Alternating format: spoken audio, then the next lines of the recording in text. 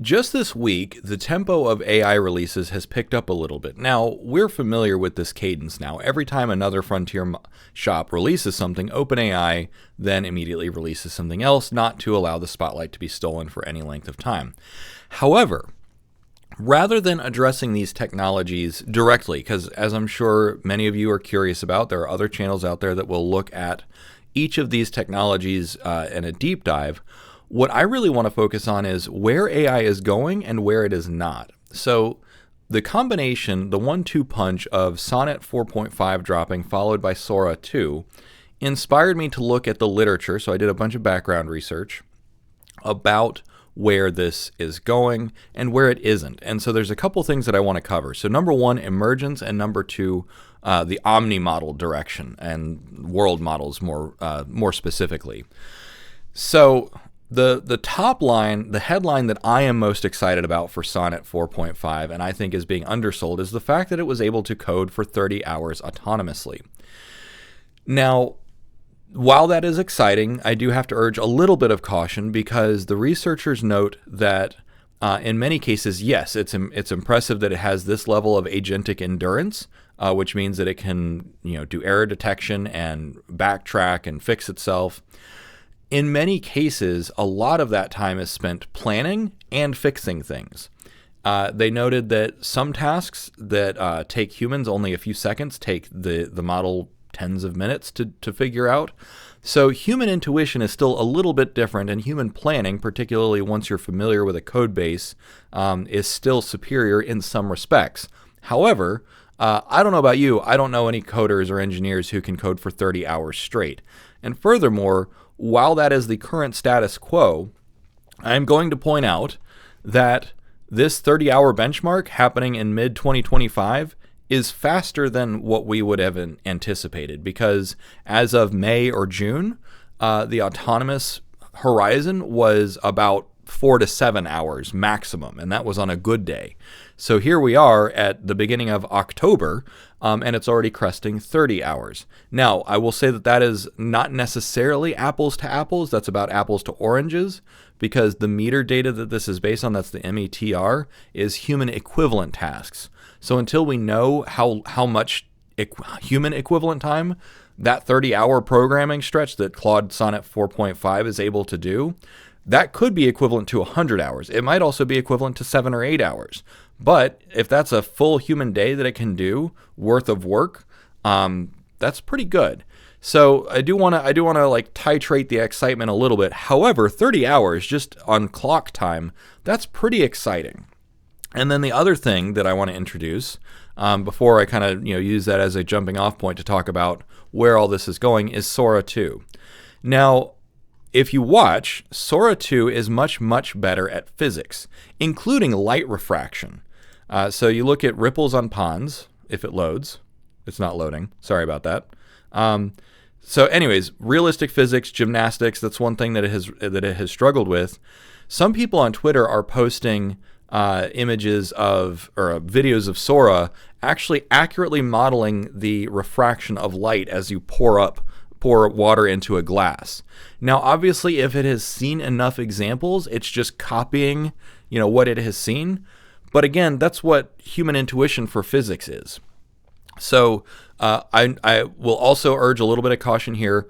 OpenAI is not officially calling this a world model, although the Twitter noise from many people from OpenAI are calling this directionally towards a real world model. Now, so that's the jumping off point. So what I want to do is talk about kind of where I think this is going and what it means. So the first and foremost is that I still get this question every now and then, which is about, like, Dave, do you think that LLMs will still scale to AGI? The first point is they're not LLMs anymore, and they haven't been for a while. They're multimodal models, MMM, so M3 or whatever. LLM stuck because M3 or MMM is too difficult to say.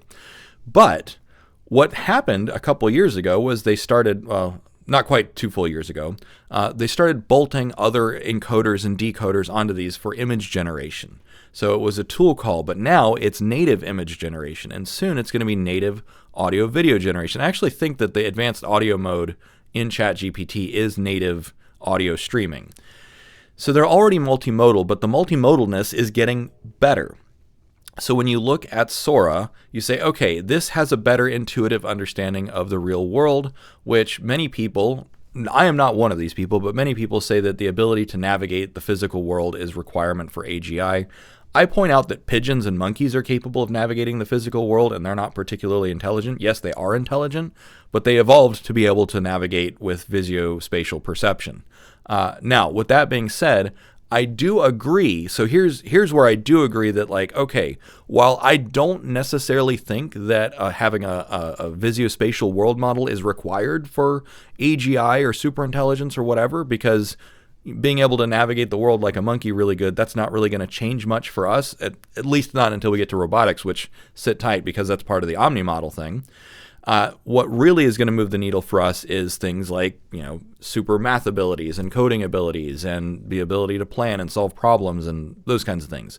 The things that they're already good at. However, now pivoting back to the idea of what is a world model and what do I mean by an omni model? So by and large, researchers and frontier labs and commentators alike, we're all converging on the idea that the direction of research is towards an omni model. So an omni model is an everything for everything foundation model, which means audio, video, text, code, math, visuospatial reasoning, action traces, proprioception, telemetry from robots. Right now, NVIDIA is out there kind of working on their own robotic foundation model, which is, what's it, the VFA, the video, sorry, I don't remember off the top of my head.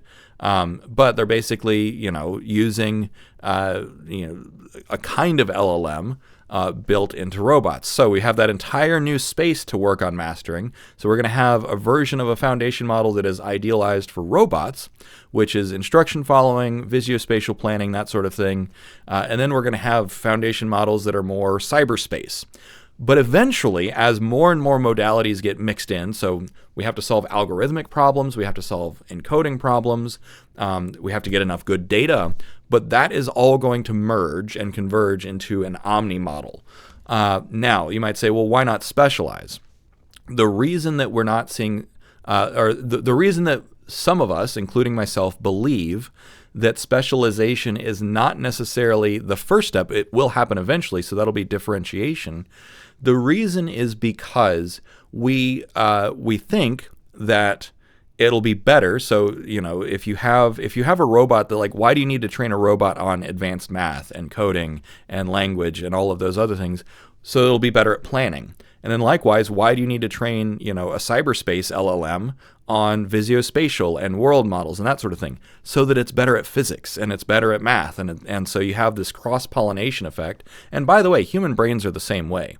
The more you cross-train your brain, the smarter you are and the more cross-domain intuitions you get. AI, in many respects, is the same way, and we've known this for quite a long time. Going back to the very first LLMs, before we even had what we would call the GPT series, we found that cross-training on English corpuses and Chinese corpuses made them better at all tasks. Why? Because when you train on multiple languages, you force the model to learn different representations and different embeddings, and it becomes richer. Same thing for humans. Polyglots have cognitive advantages over monoglots, like us ugly Americans. So, with that being said, just directionally, what the data shows, what the algorithms show, is that there will be advantages to merging into an omni model. Now, once we get to that point, once we find like kind of the like lowest common denominator for general intelligence, then we'll probably see some differentiation and specialization into like a pure robotic foundation model and a pure agentic coding model and that sort of thing, where we start to distill the models down. And that's primarily for efficiency's sake.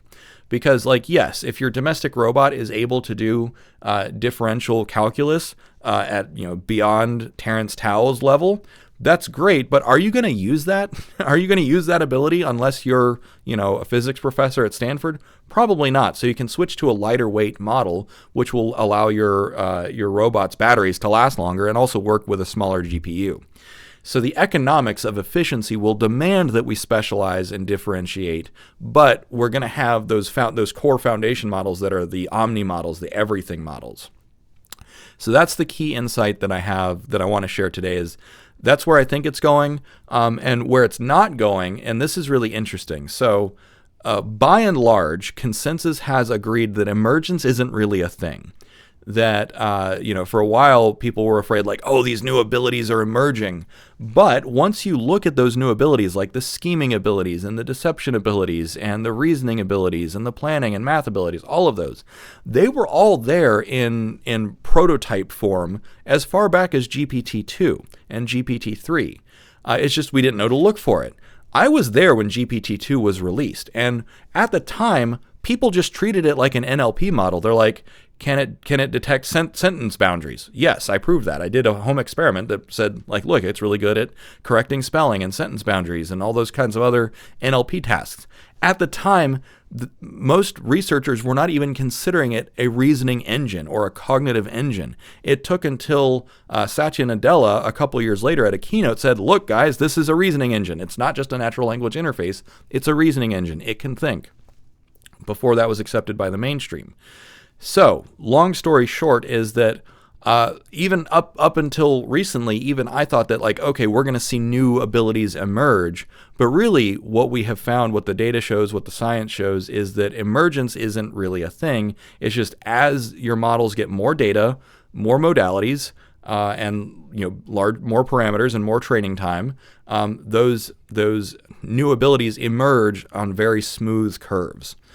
So what makes me most excited about all of this is, okay, yes, it's a little bit sad that, we don't get sudden new step functions of abilities, but what this shows is that we have two really, really gigantic domains in which to still explore, which means that the scaling laws that we have are going to keep going, and we're going to find new ways of making these things work. So the two domains that I'm talking about are what I'm kind of referring to as the cyberspace domain, which is the pure digital foundation model, which is working on audio, video, images, code, math, that sort of thing.